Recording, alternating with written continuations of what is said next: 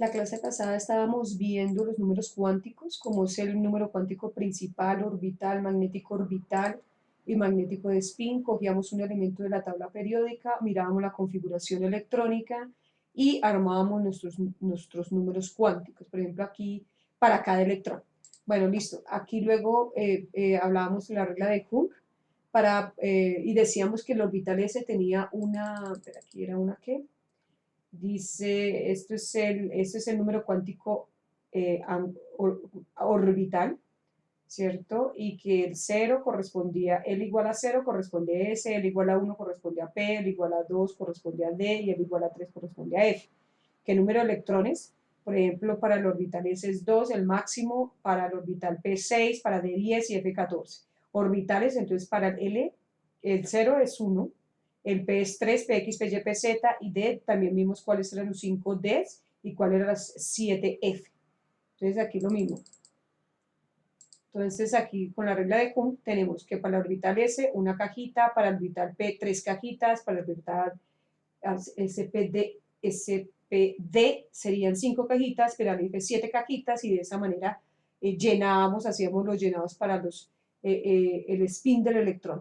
Y que decíamos también que el spin era energéticamente más estable cuando se colocaban no apareados. Por ejemplo, en este átomo de silicio tenemos en la última cama 3p2. Entonces ya sabemos que en P es 3 cajitas y como son de los electrones, colocamos los 2 electrones no apareados. La regla de Hooke. Muy bien, hoy vamos a hablar un poco más del spin. Aquí tenemos, por ejemplo, algo que ya habíamos hablado sobre el modelo atómico de Bohr, el modelo atómico de Bohr, donde uno de los postulados decía que las órbitas de Bohr estaban cuantizadas y el valor era, decía que el momento angular, el vector momento angular era el producto cruz entre el momento lineal y el radio. ¿Cierto? Eso. Y que eso tenía ciertos valores. El producto entre el momento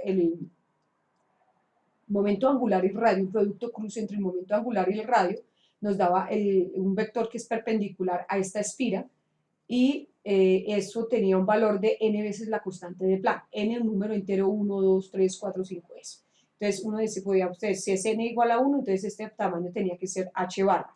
Si esto es el otro órbita, era n igual a 2, 2h barra, 3h barra, 4h barra. Entonces estas órbitas están cuantizadas. Y esas órbitas, cada órbita tiene un momento angular. Yo tengo aquí un simulador muy bonito, muy chévere, donde muestra eso. Por ejemplo, este. Aquí relaciona es como la velocidad, mira, con el momento angular. Ya se está moviendo, ¿no? El momento angular es 1,3, 1,4, bueno, este es un simulador de GeoGebra, donde me muestra, aquí está, por ejemplo, el radio, ¿m? Este es el radio, este es el momentum, ¿cierto? Y ese sería el momento angular. Vamos a hacerlo más pequeño, a ver qué, eso sí, para que ustedes lo vean. Entonces, yo pensé que se podía mover de acá, aquí estoy disminuyendo el radio, mire, si yo disminuyo el radio, disminuye el momento angular, y posiblemente si lo hago más rápido, mover más rápido esta cosa, pues el momento angular también es afectado, ¿no? Eso es, eso es, eso es. Eso es en clásica, pero aquí estamos en cuántica. Entonces sigamos aquí con nuestro tablero. Listo. Entonces hay en física cuántica se hablan de dos momentos angulares, uno el orbital y el otro el de spin. Entonces vamos a ver un poquito también de electromagnetismo, por ejemplo, para recordar alguna cosa acá. Entonces, permítame, yo cambio acá de tablero.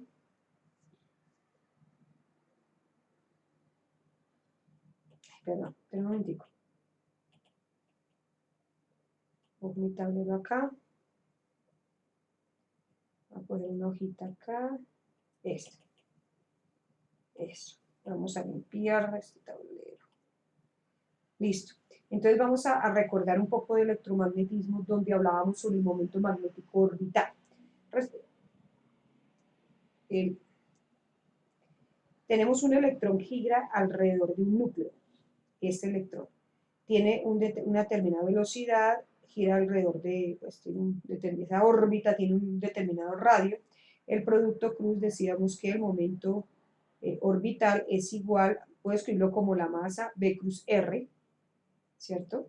Donde la magnitud del momento es masa por velocidad por el radio, porque el ángulo que describe el vector velocidad de radio siempre es 90, entonces seno de 90 es 1. Bueno, y aquí se genera entonces un vector que es perpendicular al plano,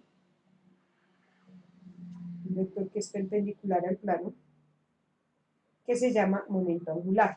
Ese momento angular se genera otro que se llama momento magnético de spin. Momento magnético.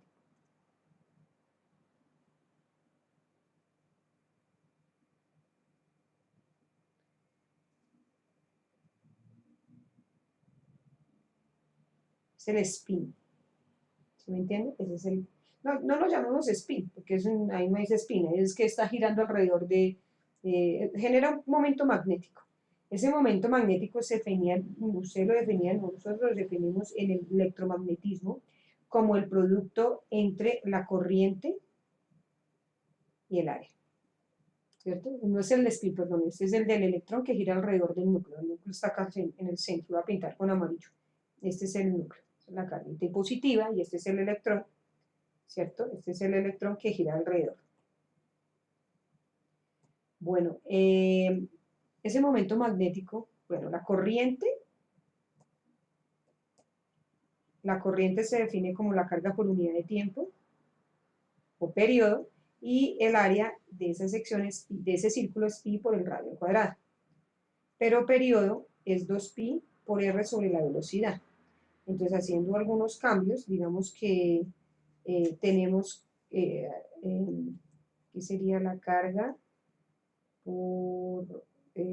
Bueno, aquí esto es en el denominador, entonces quedaría la velocidad arriba por el área sobre 2pi r, bueno, cancelando, quedaría la carga por la velocidad por el radio sobre 2. ¿Bien? Entonces, el momento magnético angular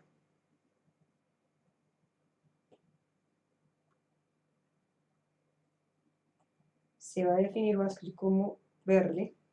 El momento angular va a ser definido como la carga por el radio sobre 2. Ahora, si el momento angular es masa por la velocidad por el radio, la velocidad es igual al momento angular,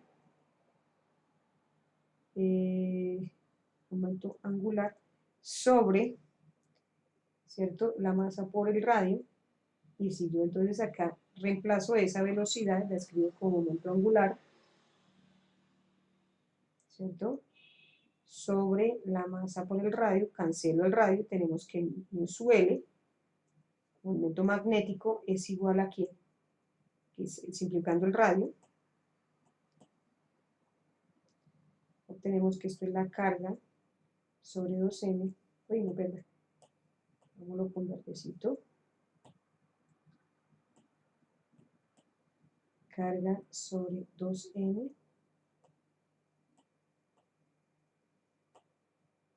por L. Así relacionamos estos dos momentos. Ahora, estamos hablando del spin del electrón. Entonces, ya 3 físicos estudiaron eso. Estudiaron si el electrón cuando gira alrededor del núcleo genera campos magnéticos, ¿cierto? ¿Por qué el electrón que gira a sí mismo no genera campos magnéticos? Eso lo estudió Ralph Kronig, George Uhlenbeck y Samuel Goudsmit. Entonces decía, bueno, el electrón gira alrededor de sí mismo con un determinado spin, entonces debe tener también, ¿sí?, debe tener también un momento magnético, spin, ¿cierto? Entonces ese momento magnético de spin era igual a ¿quién? Escribo más bien como momento magnético acá de spin, es igual a la carga, la carga del electrón, ay señor, la carga del electrón por la constante de Planck sobre 2 veces la masa del electrón, ¿cierto? Recordemos que la constante de Planck es h sobre 2pi, y eso es igual a 1,05 por 10 a la menos 34 julios por segundo, ¿cierto? Entonces, el momento magnético de spin de ese electrón que gira alrededor de sí mismo, me vuelve interesante, ¿no? Que el campo magnético, la rotación del electrón hace que el electrón sea un magneto, se comporta como un imán. Bueno, eso me da igual si yo hago estas operaciones, que todo es constante, la carga es constante, la constante de Planck es constante, 2 veces la masa del electrón es constante, y eso me da algo como 9.27 por 10 a la menos 34 julios sobre Tesla. O bueno, también lo podemos, el campo magnético es igual a 5.79 por 10 a la menos 5 electrovoltios por Tesla. ¿Listo? Entonces, eso es, por eso quería retomar eso. Porque si el electrón gira, y eso es como tener una espira de corriente y genera un campo magnético, que sería este, entonces ellos decían, entonces el electrón también debe tener no solo un momento angular, sino también un momento magnético de spin. Y ese electrón se debe comportar como un pequeño imán. Bueno, pensar también en eso lo hicieron, ese descubrimiento lo estudiaron, comenzaron a estudiar desde 1925. Y era difícil entender en esa época pensar que una partícula que era un electrón, la consideraban como una partícula sólida, girara, eh, eh, se comportara como una bola, bueno, pensaban que el electrón era una bola, ¿sí me entiendes? Pero el electrón es una bola. Ya hemos hablado en física moderna que el electrón es una onda. Tiene comportamiento de partícula y tiene comportamiento de onda. ¿Sí? Bueno, yo quiero mostrarles acá algo que vi en una página que no la voy a borrar. Creo que es en esta. Mira, este es el spin del electrón que gira alrededor del núcleo. Mira esta maravilla. Y tiene, mire, esta forma podría pensarse que es el electrón. El electrón no es una bola, ¿no? El electrón tiene un efecto ahí, como tiene un efecto de spin, pero el electrón se considera como una onda. Dice, efecto de spin sobre los fermiones. El fermión es que el electrón tiene, el spin del electrón está cuantizado. No puede tomar cualquier valor, como lo hace, por ejemplo, un trompo cuando gira. Un trompo cuando gira, el momento puede tomar cualquier valor. No, esto tiene valores constantes, tanto el momento angular como tanto el momento orbital como el momento del spin, esos son constantes, siempre, eso no cambia. La rapidez con que esos dos se mueven es la misma. Y tiene valores concretos, ¿cierto? La rapidez del spin tiene un valor fijo. El spin tiene una propiedad cuántica y no tiene un análogo en el mundo real. Y con efectos similares, estos tienen efectos similares a las partículas cargadas que tienen momento angular intrínseco, ¿cierto? Todas las partículas elementales tienen spin. En este caso que estamos estudiando los electrones tienen solo spin 1 medio. A estos electrones con spin 1 medio se les llaman fermiones, porque cumplen la estadística de Fermi-Dirac. Bueno, las dos, como tienen spin 1 medio, 2 vueltas completas hacen que el electrón vuelva al mismo estado. Me encantó esta forma de ver los electrones, ¿no? Con spin.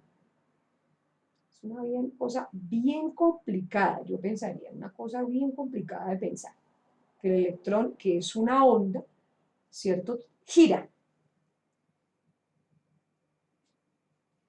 Bueno, recordar que esos electrones también, todos tienen sus propios números cuánticos, cumpliendo el principio de exclusión de Pauli. O sea, dos partículas no pueden estar en un mismo lugar y tener los mismos números cuánticos. Eso hace que los fermiones se formen en capas como lo hacen los átomos. Bueno, una de las dos personas fueron los que observaron ese fenómeno tan interesante con respecto al spin del electrón, que fueron Otto Stern y Walter Gerlach. Entonces vamos a mirar este video.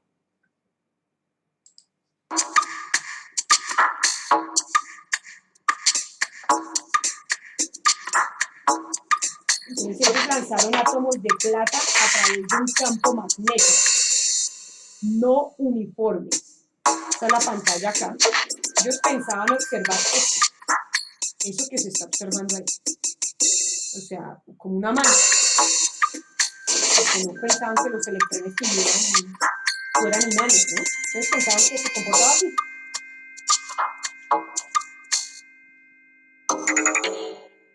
¿Sí? Ellos se supone que se observan así, pero como los electrones son pequeños imanes, lo que observaron son lo que se ve ahorita.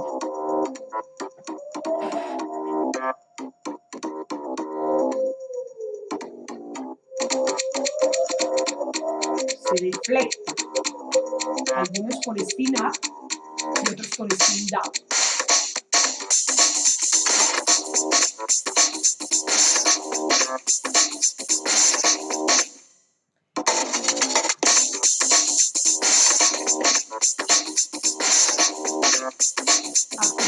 Muy bien, a mí también me gustó este otro video que quiero que lo observen. Welcome to Quantum Mechanics 8.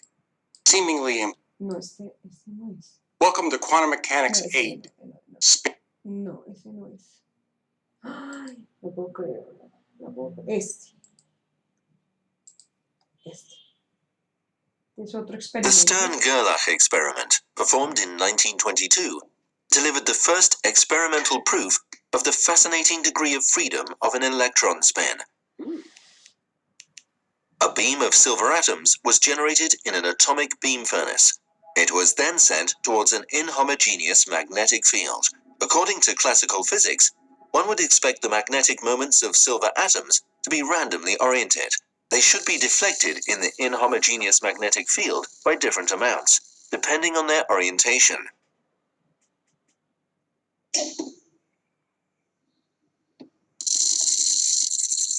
However, the researchers observed that the beam was split in two possible states, which were later named spin up and spin down. How can this be explained? Let us first analyze the electron configuration of a silver atom. One silver atom has a total of 47 electrons. In 46 of these electrons, each spin up is paired with one spin down.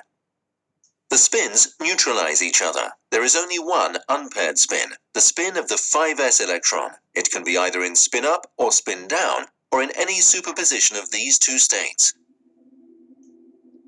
We can represent this spin state using a Bloch sphere. The spin can point in any random direction.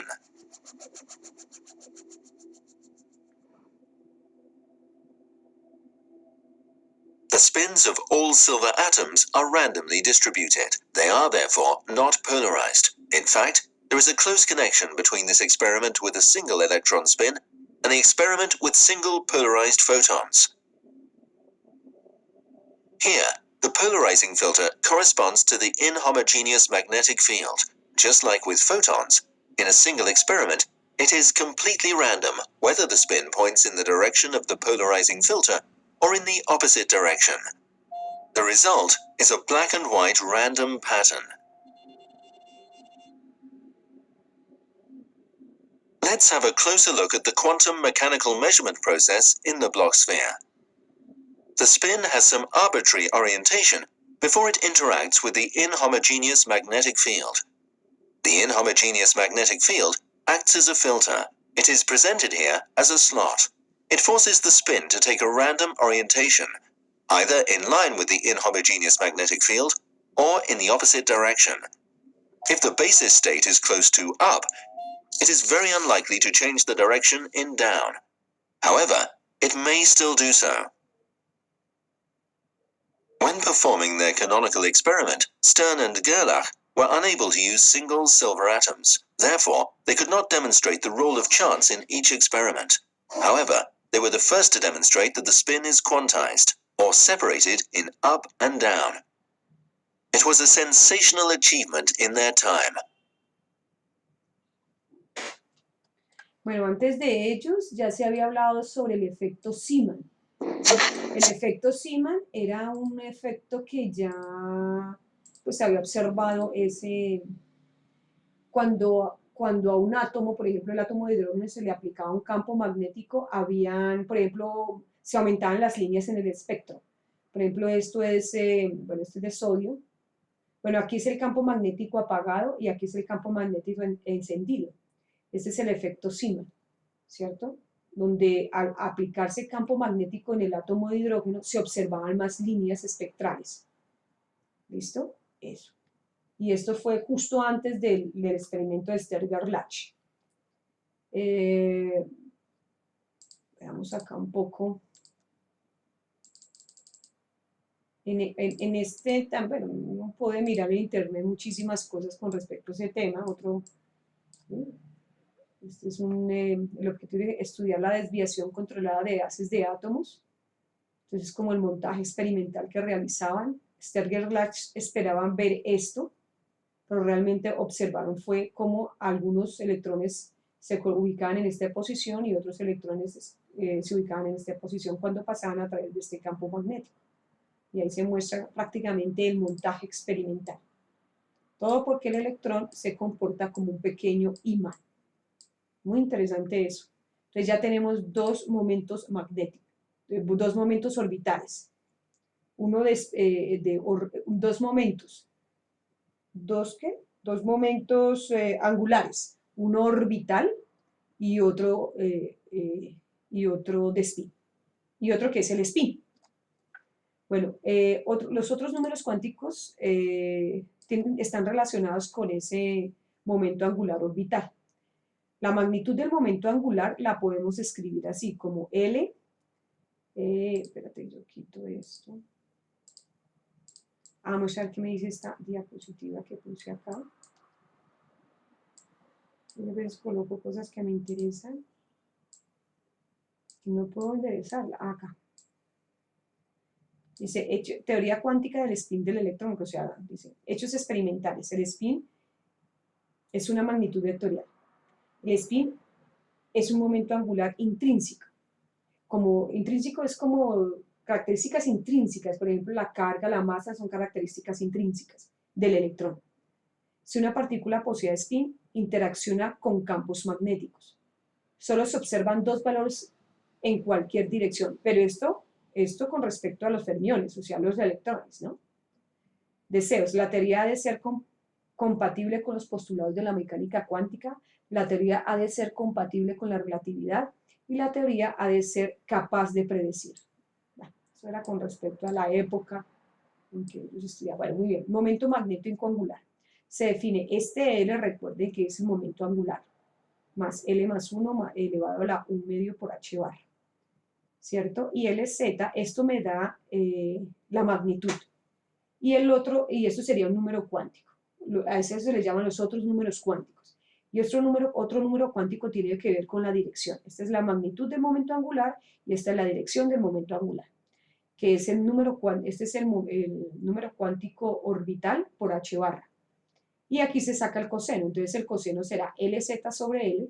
Bueno, LZ, venga, les muestro otra cosa acá. Aquí, yo quiero que observen este otro simulado, no sé si lo va a ver, así lo hago. Ver a través. Mire, imagínense el electrón girando, esto es clásicamente, ¿no? Girando alrededor, o con el modelo atómico de Bohr, ¿no? Este sería como el momento orbital, pero a su vez gira alrededor de sí mismo, ¿cierto? Y depende del ángulo, mira. Así sería algo así. Fíjese cómo, si usted hace una línea acá y otra línea acá, forman como un cono. ¿Sí ve el cono? El posible cono que se forma.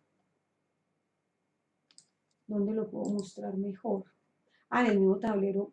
Espérate a ver si yo lo tengo acá. No, este no. No, este no. Espérate a ver si lo...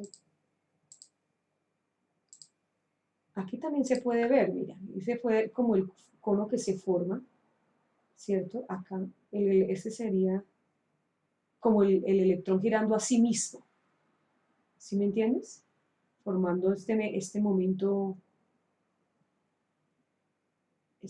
magnético, pero del electrón girando a sí mismo.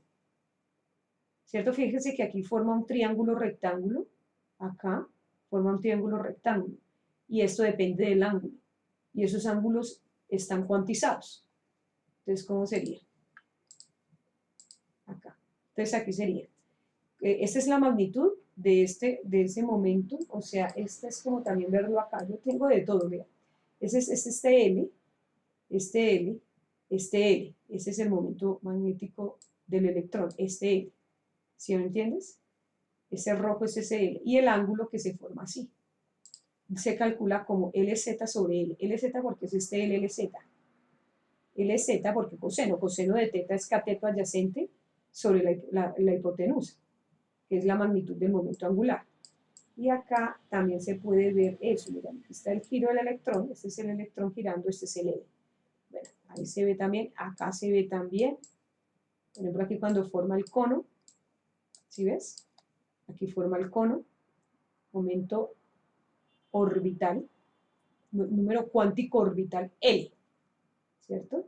Número cuántico orbital L. Este sería el cono que se forma, y esta es una manera de verlo en forma frontal. Es cuando este L, momento orbital, vale 2.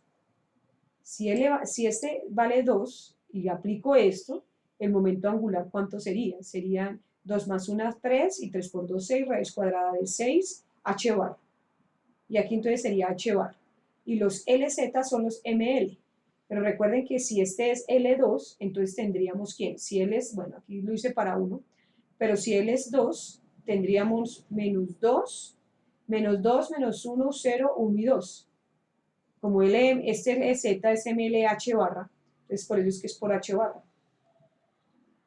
Bueno, en fin. Muchas cosas. Por ejemplo, si L vale 0, por ejemplo, con el modelo atómico de Bohr, ese L no podría valer 0 porque este no podía ser 0. ¿O sí? No, este es el que no puede valer 0. Porque este es el producto de la masa por la velocidad por el radio. Entonces, si vale 0, entonces es una línea recta. Entonces, este es el que no podría valer 0. Aquí sí vale 0. Entonces, si L vale 0, este vale 0 y LZ vale 0. Ahora, si este L vale 1, este momento angular orbital. Si este momento orbital vale 1, entonces aquí yo reemplazo acá, me da raíz cuadrada de 2 por h barra. Los LZ son los, o sea, si este L vale 1, entonces, ¿cuáles posibilidades hay? De menos 1, 0 y 1, ¿cierto? Porque este vale 1 y ML va de menos L, 0 y L. Entonces aquí este LZ tiene que ser, bueno, si los LZ son estos, entonces el coseno será LZ, que será este, dividido la magnitud de L, que sería este. Entonces vamos a verlos acá. Entonces coseno es igual a menos h barra sobre raíz cuadrada de 2 por h. Entonces si esto sería menos 1 sobre raíz cuadrada de 2, chit, sería menos 0,7, y eso me daría 135. El otro ángulo, que sería menos el de 45 sería 1 sobre la raíz cuadrada de 2, que sería el positivo, daría 45, y el otro sería 0 sobre raíz cuadrada de 2 por h, que sería 90. Y esos serían los ángulos cuantizados en los que ese cono se formaría. O sea, los conos depende del tamaño. Esos conos, por ejemplo, no sé si yo lo tengo... De pronto en esta página se forman los conos. Son conos de tamaño... ¿Dónde estaría? No, creo que no lo tengo. A ver si se ven acá. ¿Sí estos conos? Este cono, por ejemplo, es de menos... Es 1h barra, mira. Estos son los conos que se forman. Miren, estos son los conos que se forman. Es 3 medios de h barra. Ah, bueno, ese es el spin. Pero esos son los conos que se forman. Y giran, ¿no? Y giran como se ve en este simulador.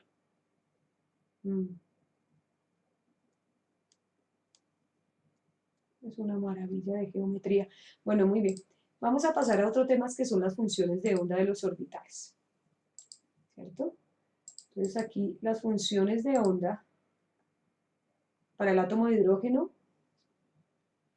supongamos que para el orbital, al número, para funciones que describe el estado 1s y se designa por medio. Entonces, eso es la tarea que vamos a hacer.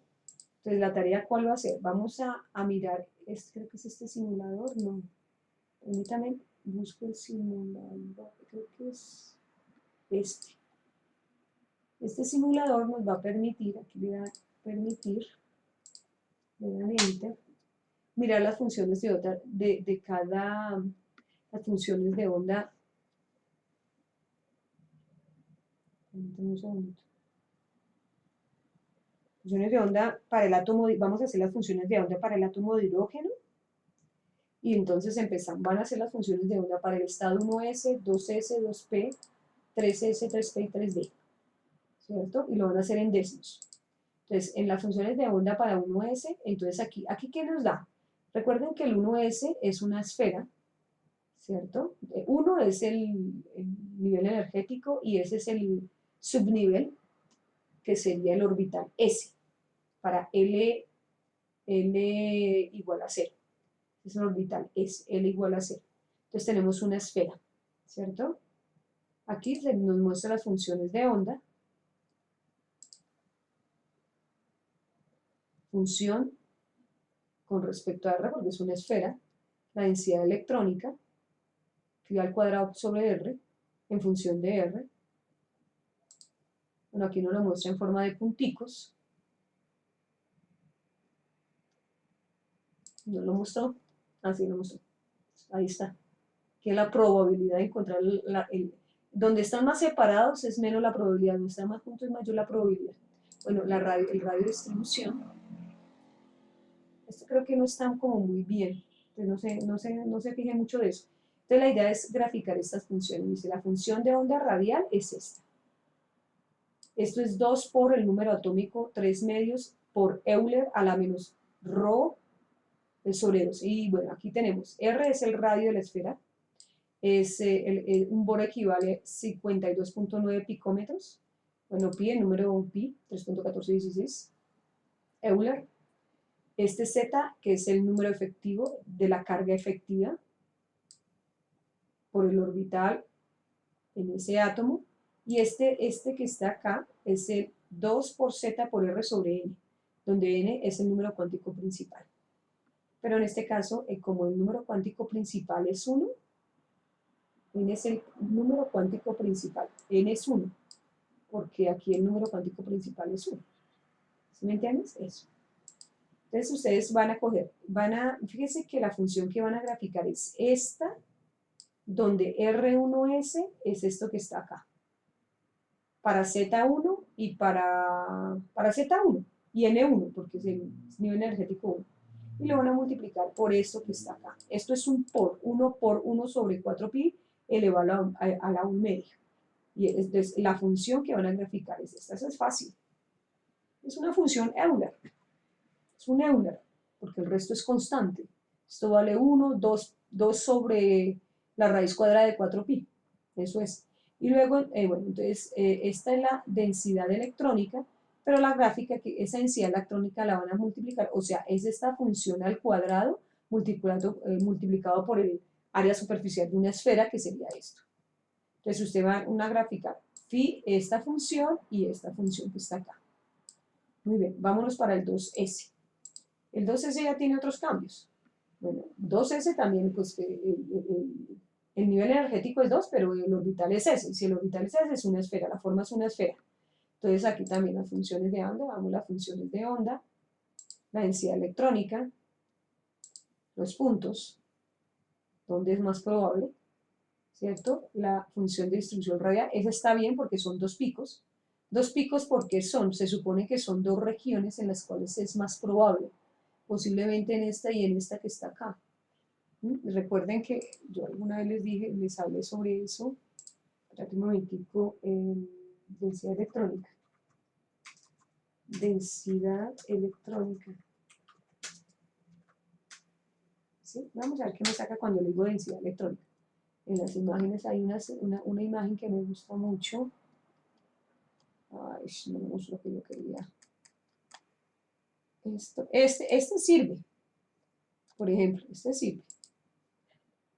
Este sirve porque es de química, pero fíjese que estos son los orbitales S, dice que es el 2S. Si es el 2S, entonces esos dos picos corresponden a que este tiene dos regiones en que el electrón puede ser más probable de encontrarlo, en esta región y en esta región que está acá. O sea, son dos picos. Entonces, en la densidad aquí, cuando aparecen dos picos, por ejemplo, en la función, esta función que les va a salir, esa es la doble probabilidad. Esta es la intensidad, ¿cierto? Que es más baja y esta aquí es más alta. Eso. Eso. Y ecuaciones, pues las ecuaciones tendrán que ser esta y, ¿sí? Realmente es esta, ¿no? Función de onda para el orbital 2S y la función de onda radial, función de distribución radial que sería esta. Pero aquí, ojo, porque aquí tiene que tomar el número cuántico 2, 2 del orbital. Bueno, y así será para 3S también, ¿cierto? Porque 3S, el L es el orbital es esférico, ¿sí? Tiene la forma esférica, ¿cierto? Las funciones. Aquí deben haber 3 picos, creo. Aquí donde la muestra. 3 picos. Vamos a ver si en esta mostraron las 3S. No mostraron 3S, pero debe tener 3 picos, ¿cierto? Debe tener 3 picos.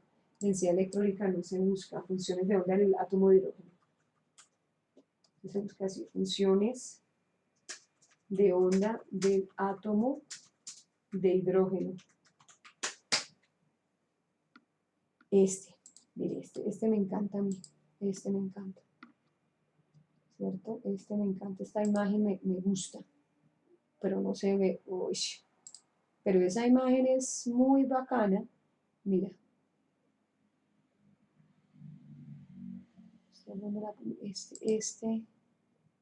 Veamos esto, o sea, es como la bolsa, porque como eso es eso, mira, orbital es S, este es un S en el nivel, del nivel energético 1, y este es un 2, o sea que esta región, este pico es más bajito al que miramos antes, y este es el pico más alto. Aquí es 3, entonces este es el pico, este negro es el pico bajito, este es más, perdón, debe ser, ¿cuál? Son 3. Bueno, el más alto es este, inclusive a veces lo ponen como con un termómetro, como si fuera un termómetro, en qué regiones es más alta. Esta debe ser otro pico más bajo, no veo el tercero, debe ser este de acá, pero es un pico muy bajito, entonces por esos picos son de eso. Esos picos son de eso. Aquí estaría el de M3. No, estos son como P. ¿Sí ves? Esta es la intensidad. Esta es más alta y menos. La más alta es así. Creo. Sí. Bueno.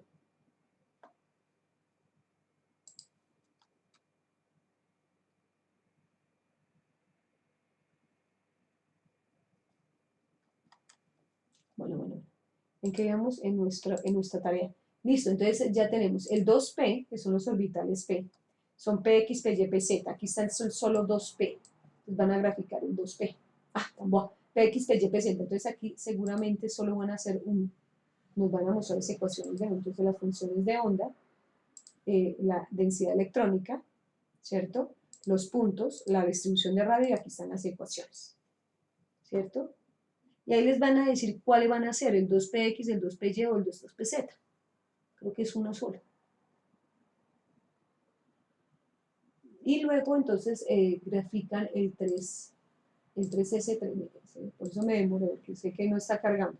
Entonces aquí sería no que está cargando, bueno, no importa. Entonces la idea es graficar esas funciones. Bueno, vamos ahora a mirar una cosa en el taller.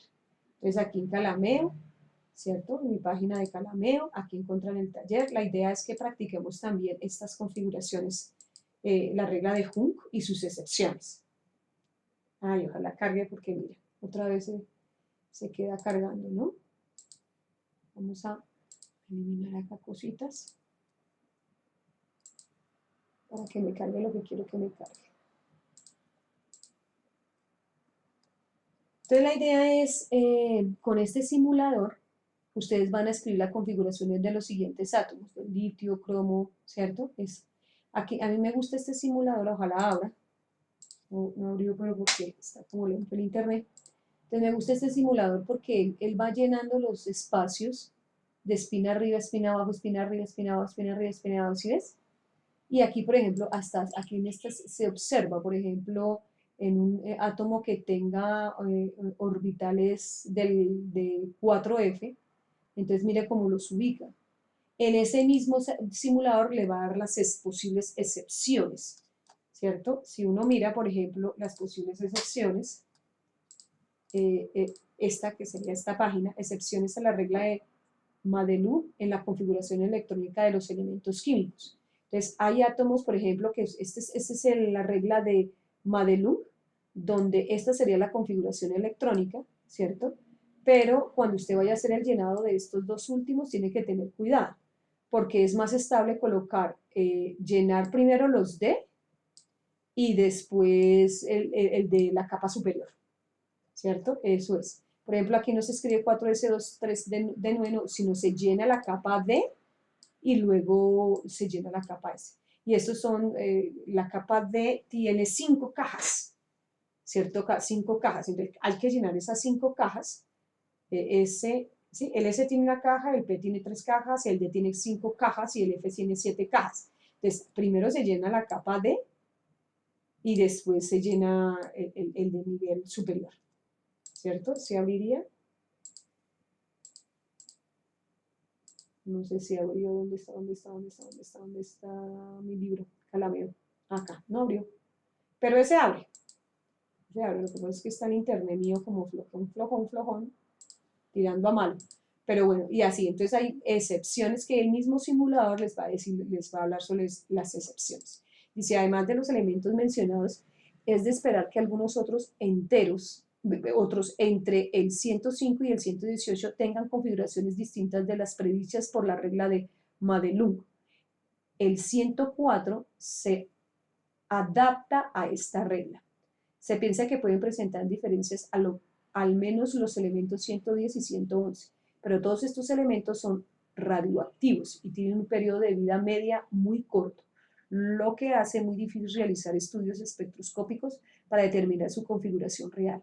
No obstante, se están haciendo predicciones de sus configuraciones mediante cálculos mecánico-cuánticos, ¿sí? Entonces aquí les hablan un poco sobre esa regla que seguramente ustedes muy interesados van a mirar. No abrió porque no sé por qué. No tengo ni idea, al menos que se haya dañado el simulador. No puede ser. ¿Cierto? Bueno. Pero esa es muy chévere, me permite observar eso, excepciones a la regla de Madelung en la configuración electrónica de los elementos químicos. La otra parte entonces sí es hacerlas, como les digo, hacer las ecuaciones, o sea, estas gráficas en este Desmos, en este graficador Desmos. Eso es rapidito que lo hace. Muy bien, niños. Entonces nos ponemos a trabajar de una. Y si está mal mi internet, porque aquí ya esto no se abre. Mira. No sé, está flojito. Mira, por ejemplo, aquí voy a abrir las ecuaciones y también se queda. Entonces es mi internet. Pero eso les abre. Bueno, y eso es todo, chicos.